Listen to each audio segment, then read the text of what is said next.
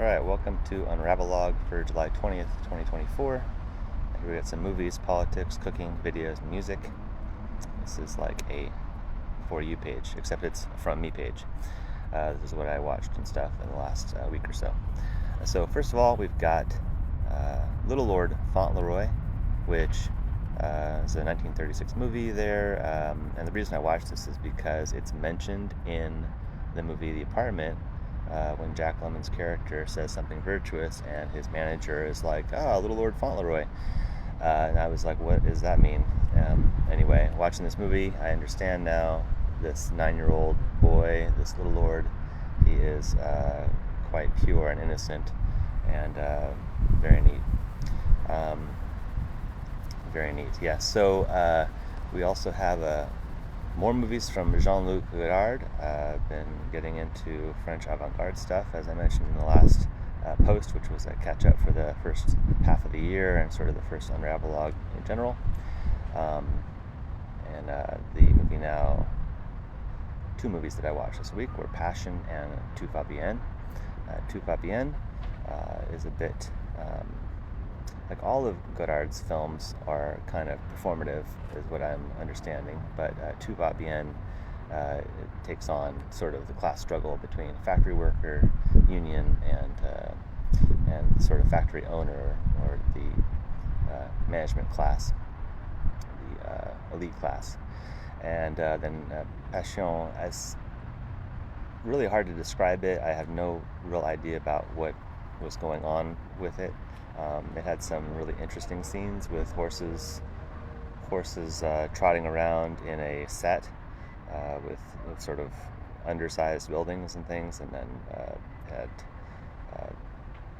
hard to explain, but it's nice if you're used to watching movies and you're getting bored with kind of standard things.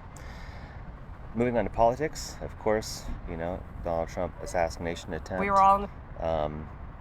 And the two sort of things I got into here, not too much this week, but one was this Channel 5 video from Andrew Callahan, he made a really interesting movie about the July 6th attack called This Place Rules, which was on HBO Max.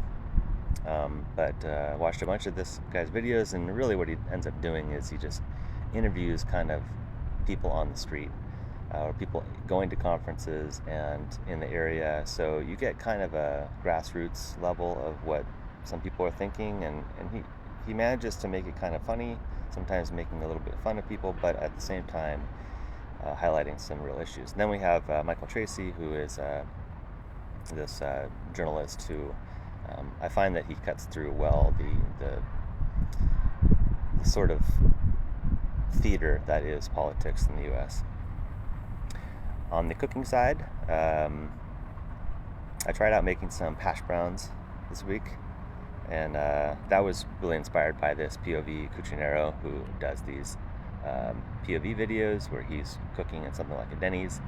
And so after watching, it's quite relaxing watching him do this stuff, but of course it gets busy sometimes, and that's where he really shines.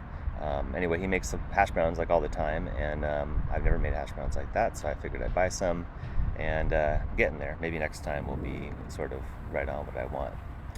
On the video side, we've got this thread about interviews being something that people should watch more of, because it is a continuous thought process from other human beings as compared to what the algorithm shows you with shorts, or what you end up seeing from tweets and even posts like this. They're kind of broken up.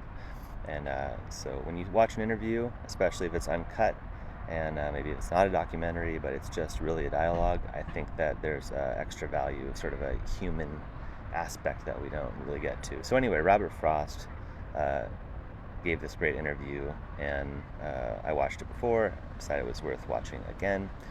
And sometimes you just say catchphrases and whatnot, like I loved it, it was better than cats, and then you have to go look for like the reference in the video for that. Also did a little vacation this week, and that's what this virtual retreat thing was. Basically a lot of meditation, watching some videos, a few rules, kind of a simpler way to take time. It is a luxury, but I was very happy that I did it, and it's having good impact on my productivity.